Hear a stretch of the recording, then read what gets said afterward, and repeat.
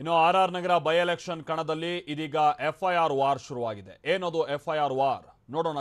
ಶಿಸ್ತಾಗಿರ್ಬೇಕಾದ ಜಾಗದಲ್ಲಿ ಗದ್ದಲ, ಗಲಾಟೆ, ನೂಕುನುಗ್ಗಲು, ನನ್ ಗಾಡಿ ಮುಂದೆ ನಿನ್ ಗಾಡಿ ಸ್ವಲ್ಪ ಹಿಂದೆ ಅನ್ನೋ ತರದ ಪೈಪೋಟಿ. ಹೀಗೆಲ್ಲ ಮಾಡಿದ್ದು ತಪ್ಪು ಅಂತ ಅಂದ್ರೆ ಕೈ ನಾಯಕರು ಉರಿದುರಿದು ಬೀಳ್ತಾ ಇದ್ದಾರೆ. ಚುನಾವಣೆಯ ಕಾವಿನಲ್ಲಿ ಎಫ್ಐಆರ್ ಪಾಲಿಟಿಕ್ಸ್ ಕೆಸರೆ ರಚಾಟಕ್ಕೆ ಕಾರಣ ಆಗಿದೆ. ನಿಯಮ ಉಲ್ಲಂಘಿಸಿ ಒಳನುಗ್ಗಿದವರಿಗೆ ಎಫ್ಐಆರ್ ಬಿಸಿ.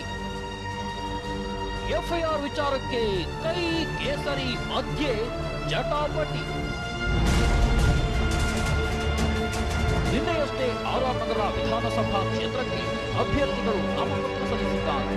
ನಾಮಪತ್ರ ಸಲ್ಲಿಕೆ ಬಳಿಕ ದಾಖಲಾದ ಎಫ್ಐಆರ್ ಈಗ ಮತ್ತೊಂದು ಕದನಕ್ಕೆ ಮುನ್ನುಡಿ ಬರೆದಿದೆ. ಅಷ್ಟಕ್ಕೂ ನಿನ್ನೆ ಕಾಂಗ್ರೆಸ್ ಅಭ್ಯರ್ಥಿ ಕುಸುಮಾ ನಾಮಪತ್ರ ವೇಳೆ ನೀತಿ ಸಂಹಿತೆ ಉಲ್ಲಂಘನೆಯಾಗಿದೆ ಅಂತ ಪೊಲೀಸ್ ಎಫ್ಐಆರ್ ದಾಖಲಿಸಿದ್ದಾರೆ. ನಾಮಪತ್ರ ಸಲ್ಲಿಕೆ ವೇಳೆ ಬಿಬಿಎಂಪಿ ಕಚೇರಿಯಿಂದ 100 ಮೀಟರ್ ವ್ಯಾಪ್ತಿಯ ನಿರ್ಬಂಧಿತ ಪ್ರದೇಶದಲ್ಲಿ ಬ್ಯಾರಿಕೇಡ್ಗಳನ್ನು ತಳ್ಳಿ ಸಿದ್ದರಾಮಯ್ಯ ಅವರ ಬೆಂಗಾವಲಿನ ವಾಹನ ಬಂದಿದೆ ಎಂದು ಆರೋಪಿಸಲಾಗಿದೆ.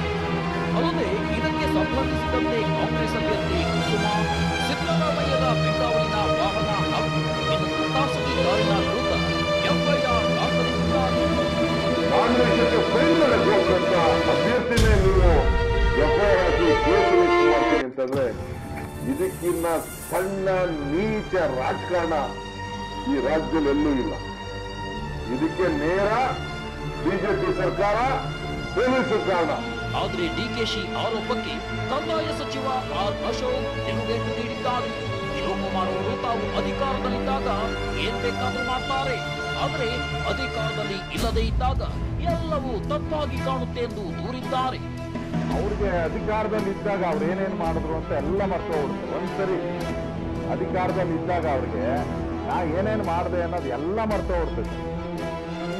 ಅಧಿಕಾರ ಹೋದ್ಮೇಲೆ ಅವ್ರಿಗೆ ಇಡೀ ಪ್ರಪಂಚನೇ, ಇಡೀ ರಾಜ್ಯನೇ ಏನೋ ನನ್ನ ವಿರುದ್ಧ ಆಗ್ತಾ ಇದೆ ಅಂತ ಅನ್ಕೊಂಡು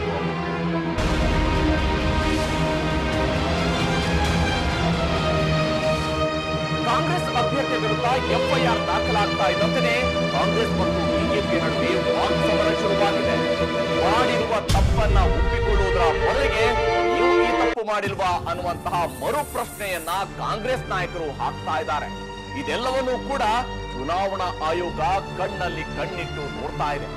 ಪ್ರಸನ್ನ ಜೊತೆ ಹರಿಪ್ರಸಾದ್, ಟಿವಿ9 ಬೆಂಗಳೂರು.